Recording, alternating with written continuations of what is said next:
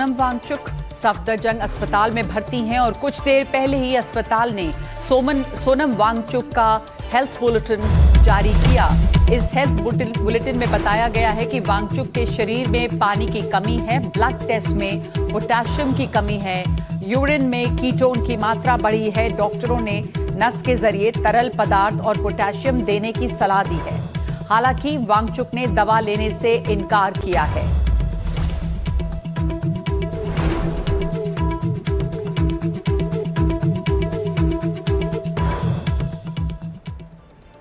सोनम वांगचुक सफदरजंग अस्पताल में भर्ती हैं। उनकी सेहत का जो अपडेट है वो अस्पताल ने भी जारी किया है और हमारे सहयोगी इस बारे में आकिल जमील और ज्यादा जानकारी दे रहे हैं।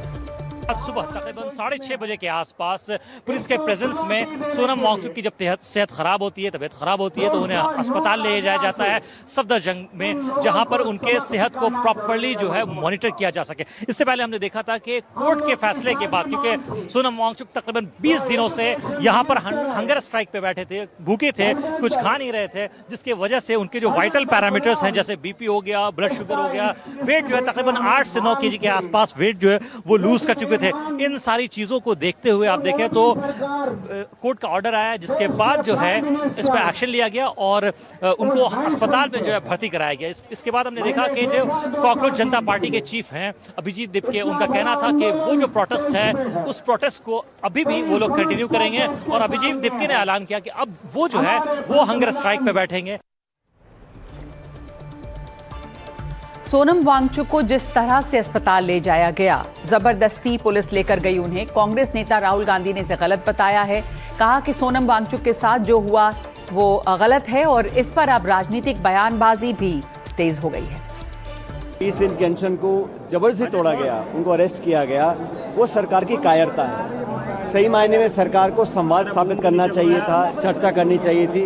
जिस मुद्दे को लेकर वो अनशन कर रहे थे उस पर कार्रवाई करते, मंत्री का इस्तीफा होता, कुछ ठोस कार्रवाई करने की मंशा सरकार की नहीं थी। सरकार चाहती है आंदोलन को बंद किया जाए। बहुत ही निंदनीय ऐसी कृति सरकार ने की है और कोर्ट के आदेश के अनुसार अगर ये कार्रवाई की है तो मुझे नहीं लगता कि कोर्ट का आदेश ऐसा था कि उनको उठा के लेके जाए।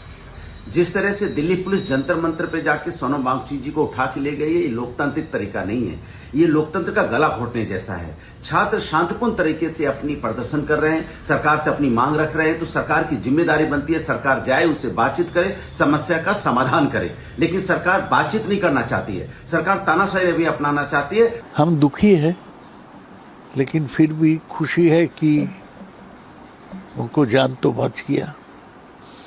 उनको जो मांग है वो मांग को हम पूरा समर्थन करते हैं। अफसोस इस बात का है कि जिस तरीके से सोनम वांगचुक जी को चेहरा बनाकर विपक्ष के कई ऐसे दल जो संभवतः अपनी राजनीतिक जमीन खो चुके हैं, वो उनको चेहरा बनाकर अपनी खोई हुई जमीन को तलाशने का प्रयास कर रहे हैं। तो विपक्ष के पास मुद्दा कोई बचा नहीं है और विपक्ष झूठ को ज्यादा तवज्जो देता है, झूठ बोलता है, झूठ फैलाने का काम करता है और झूठ बोल करके, झूठ फैला करके जनता को गुमराह करता है। न्यायालय का भी फैसला था और उसमें कहा था कि जीवन अमूल्य है और उसका कॉग्निजेंस सरकार ने लिया और वहाँ गए और जाके उनको अस्पताल में भर्ती कराया। कोई बल प्रयोग नहीं किया।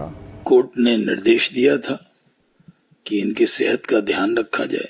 उनकी सेहत की जांच के लिए उनको अस्पताल में एडमिट कराया गया है ताकि वो स्वस्थ रहें।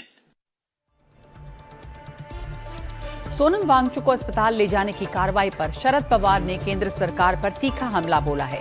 केंद्र सरकार के रवैये को गैर जिम्मेदाराना रवैया करार दिया है। केंद्र सरकार ऐसा वैदेशिक भूमिका घेत त्याची मागणी यावेळेस पैसे नव्हता। बाकीचे राजकीय पक्ष सुद्धा त्यांच्याबरोबर उभे राहिले। काँग्रेसच्या वतीनं त्याचे प्रतिनिधी गेले, राष्ट्रवादीच्या वतीनं सुप्रियाताई गेल्या, इतर पक्षाचे लोक गेले आणि एक सामूहिक मागणी त्या ठिकाणी करत होते आणि हे अक्षय आवाक्याचं बाहेर आहे हे ज्यावेळेला लक्षात आलं त्यावेळेला हा अटक करण्याचा निर्णय घेतला आणि त्या और राहुल गांधी ने सरकार पर हमला बोलते हुए ट्वीट किया। सोनम वांगचुक को हटाने पर सवाल उठाए हैं और कहा है कि जंतर मंतर से उन्हें जबरदस्ती हटाना बिल्कुल गलत है। असत्य और हिंसा सरकार का मूल सिद्धांत है। पेपर लीक देश के भविष्य का बड़ा मुद्दा है। छात्रों की आवाज दबा नहीं सकती है सरकार।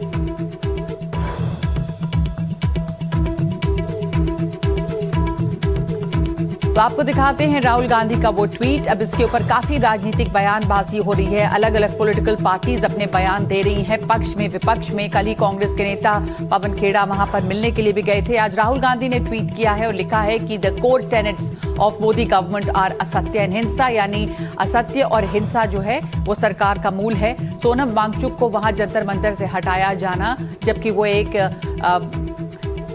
शांतिपूर्ण धरना प्रदर्शन पे थे, वो गलत है। अहिंसा के रास्ते पर चल रहे थे। पेपर लीक और पढ़ाई महंगी होती शिक्षा व्यवस्था और जो छात्रों की सुसाइड है, वो तमाम बहुत ही महत्वपूर्ण मुद्दे हैं।